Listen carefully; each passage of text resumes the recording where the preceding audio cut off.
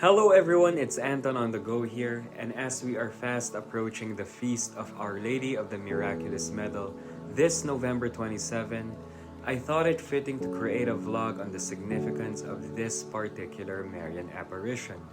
So actually, this past summer, during a layover in Paris, I had the blessed opportunity to visit the Miraculous Medal Shrine of Our Lady, which is tucked away in Rue Du Bac street. So the origins of this beautiful shrine in the City of Lights began when Our Lady herself appeared to Saint Catherine Laboure, who was then a young novice of the Sisters of Charity in the year 1830. And it was at this very place, an unassuming busy Parisian street, where Mother Mary gave the famous and powerful sacramental that we know today as the Miraculous Medal. So for those of you who don't know what the Miraculous Medal is, that is perfectly fine, but it looks like this. Originally called the Medal of the Immaculate Conception, due to the various miracles that were being associated with this small and cheap-looking medal, it was eventually called to what we know it today as the Miraculous Medal. If you want to learn more in detail about this powerful and profound story of the Blessed Mother, check my channel here on Anton on the Go.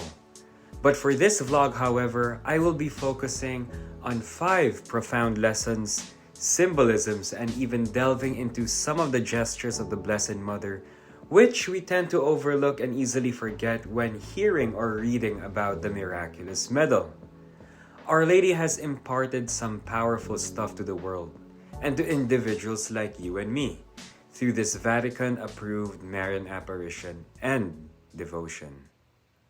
Saint Catherine had several apparitions of Mother Mary, and it all began during the late evening of July 18, 1830, and later again that same year on November 27, where Our Lady had instructed Catherine to make and distribute the Miraculous Medal. Now focusing on the first apparition of Our Lady on July 18, 1830, it is worth noting that when the Blessed Mother had first appeared to Saint Catherine Laboure, she sat down on the director's chair and summoned the girl to come close to her. What makes this Marian apparition stand out was the close proximity and intimacy of Mary and the visionary. The visionaries of other famous Marian apparitions such as Lourdes and Fatima didn't have this unique characteristic, and it was only to Saint Catherine Laboure who was given the privilege to even place her hands on Mary's lap. Catherine would later recount that she and Our Lady had a profound and amazing heart-to-heart talk for over 2 hours in the chapel, that the young novice didn't even notice it was already very late into the evening. Catherine would later say that it was the sweetest moment of her life. So what exactly does this mean? What does this mean for us as well? It means that Our Lady wants to have a deep encounter with us.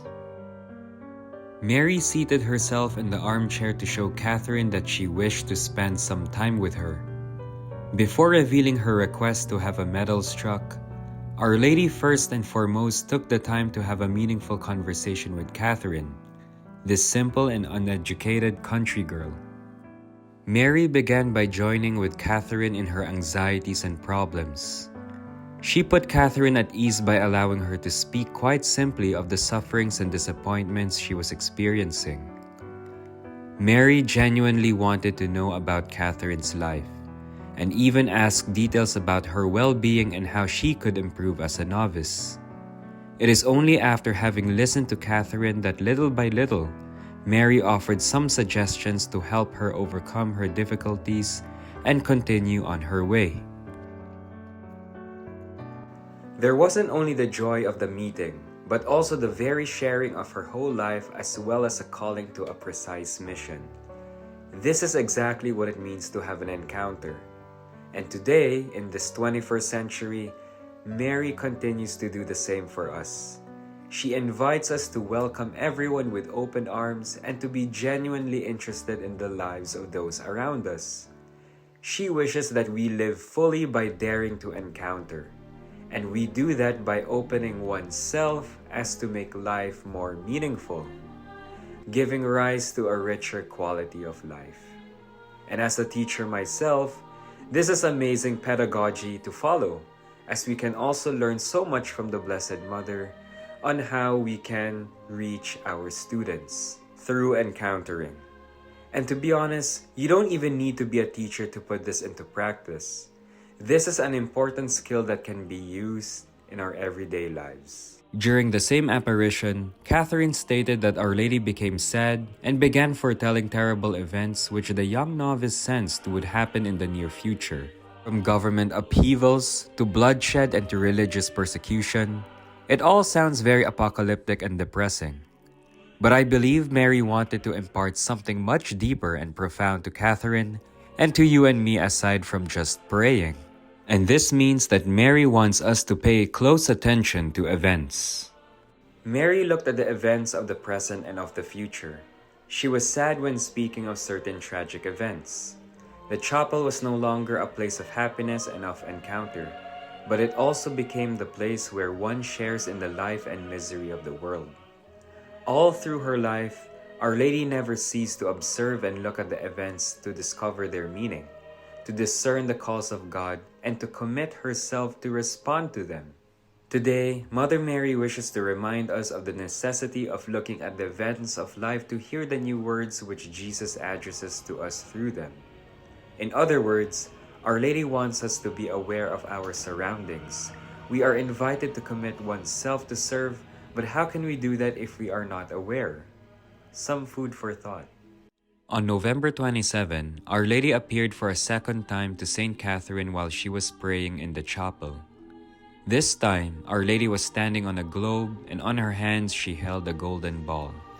On Mary's fingers were rings, from which rays fell. Some of the jewels from Mary's fingers didn't shine.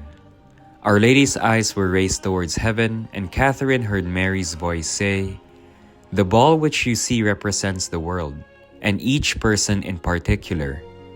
These rays symbolize the graces I shed upon those who ask for them. The jewels which give no ray symbolize the graces that are not given because they are not asked for." In Mary's very first sentence, she tells Catherine that in the globe she is holding, it represents the world and each person in particular. This means that Mary is thinking about you and me in particular, all the time. In Jeremiah chapter 1 verse 5, God says, "Before I formed you in the womb, I already knew you." And Mary's message at Rue Du Bac is a reflection of this. In a certain sense, you were present in the chapel in Paris on that evening when Our Lady appeared. You were present in Mary's heart because at the time, she was thinking of you. Mary promised great graces for those who wear her miraculous medal. So every time you look at the miraculous medal, Our Lady wants you to know that when she made her promise to obtain great graces for those who were devoted through her medal, the Blessed Mother meant you in particular. Not only the world collectively, but she was talking about you specifically. Let those words sink in. You were in Mary's heart when she first appeared to Saint Catherine. Our Lady remembers her promises and keeps her word. Her medal, which rests close to your heart or even in your pocket, is a reminder of her great love for you. And it's not a lucky charm, which leads to my fourth point. Ask because Mary intercedes for you. In Rue Du Bac, Mary stresses the importance of asking for graces. Mary is not divine nor omnipotent. She is not the author of grace, but she dispenses God's grace, and at the same time, her immaculate soul makes her uniquely powerful with God. God is very generous and wishes to give us all of these graces, and all we need to do is ask. There is the famous biblical saying, "Ask and you shall receive, knock and the door shall be open to you." So don't forget to ask. November 27, Catherine had the famous vision of Mary, where the novice was asked to have medals made according to a specific design. And this design is what we see on the miraculous medal today.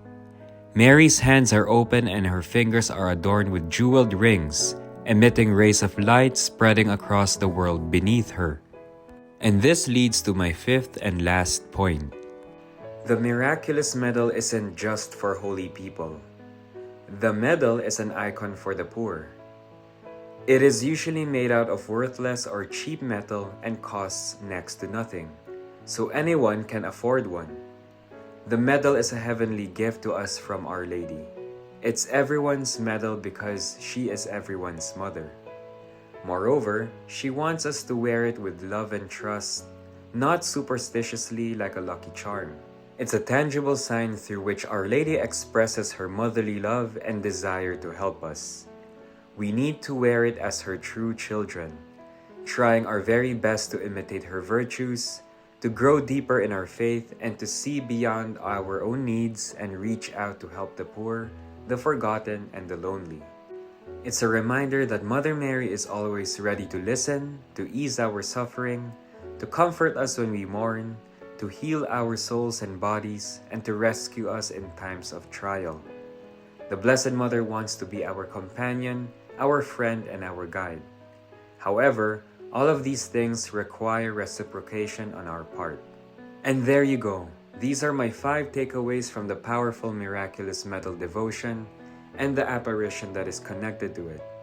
If you have any other thoughts about the Miraculous Medal devotion, please comment down below and don't forget to hit that like and subscribe button on Anton on the Go. Ave Maria and God bless.